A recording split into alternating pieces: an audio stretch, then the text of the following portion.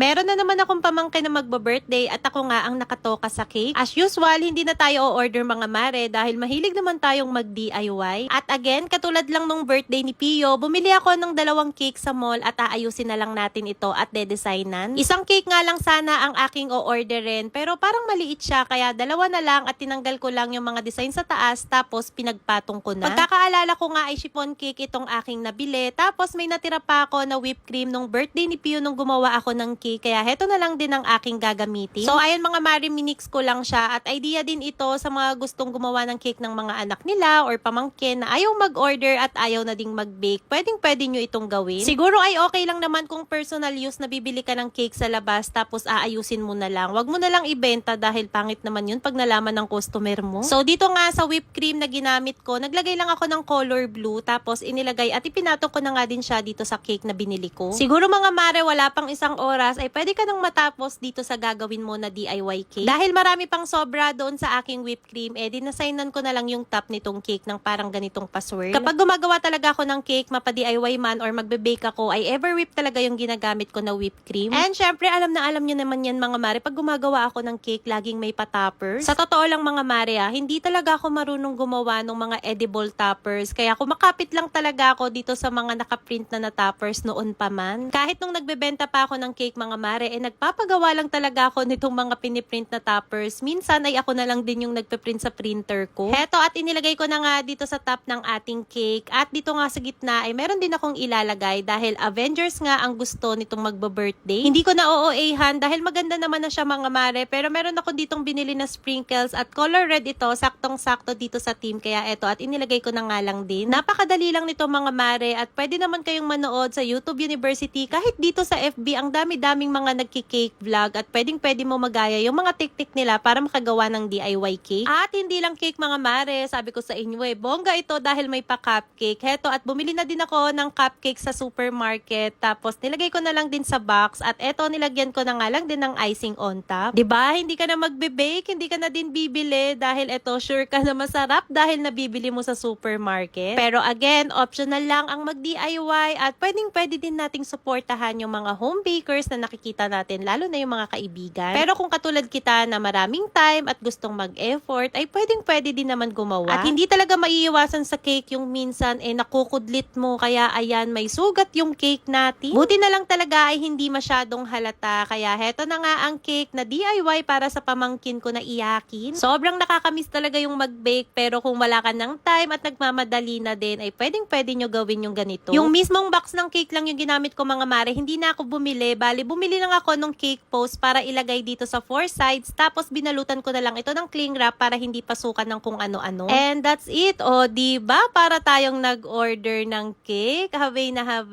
At talaga namang napaka-cute din ng design dahil sa mga toppers na ito. Nagustuhan naman itong aking pamangkin na iyakin. Kaya yun lang muna for today's video. Bye!